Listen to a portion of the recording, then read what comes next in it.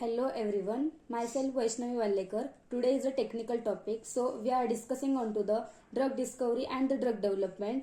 A drug is a substance which is used for the treatment, prevention, diagnosis of the disease or the disorder. The drug discovery and the drug development. Drug discovery requires the lots of money. The drug discovery, it is a process of discover the new chemical entity and introduce into the market. Drug discovery includes the four steps. First one, target identification, target validation, lead identification, and the lead optimization. Target identification is the first step. In these steps we have to identify the problems behind the diseases or the cause of the diseases, for which we have to find the drugs.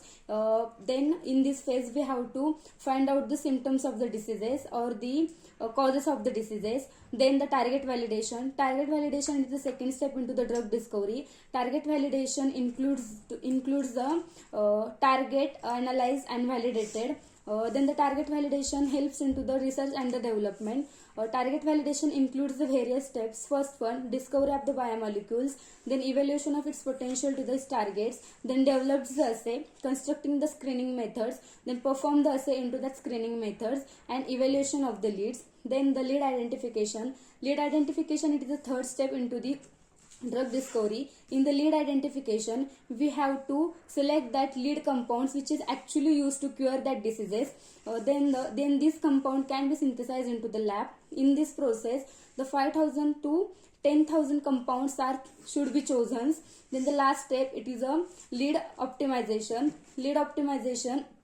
It is the last step of the drug discovery, in which the lead compound is optimized or modified. The modification of the compound is done to improve the safety and effectiveness of the lead compounds. Then the lead optimization can be done by using the various methods such as QSAR studies, then the functional group modification, then the drug discovery. Then the drug development. It is a process of developing the drugs for the market use. Then the drug development includes the preclinical trial and the clinical trials. First one, preclinical trials. Preclinical trials are also known as the preclinical development and the non-clinical studies. The preclinical trials are done onto the animals before they use onto the human beings. In the preclinical trials, the number of animals used like rat, mice, rabbit, guinea pig, frog, etc. The rat is used for the analgesic study and the toxicity study. Mice is used for the analgesic activity. Then frog is used for the anesthesia experiment. Rabbit is used for the pyrogen testing, etc. Then the aims of the preclinical study: to check the safety of the drug, to check the effectiveness of the drug, then to check the toxicology of the drug, to check the pharmacokinetics of the drug like absorption, distribution, metabolism, and the excretion of the drug. Then the steps involved into the preclinical studies: first one, discovery of the biomolecules, then develops the assay, screen the drug into that assay, then establish the effectiveness and the toxicity of the drug, then file for the approval as a IND. Then the types of the studies involved into the preclinical trials: first one, in vivo studies, in vitro studies, and the ex vivo studies. In vivo studies are those studies which performs inside the living things. The drug is directly administered to the living thing. Then the in vitro studies are those studies which performs outside the living things, such as the in vitro studies are done onto the culture bacteria or the cells. Then the ex vivo studies are performed into the artificial environment, into the tissues. Then after the completion of the preclinical trials, the investigator or the sponsor has a responsibility to submit the investigational new drug applications to the FDA. After the approval of the IND, the clinical trials are conducted. The clinical trials are those trials which is done onto the human beings after the successful result of the preclinical trials. Then the clinical trials are used to assess the safety, effectiveness of the dose, etc.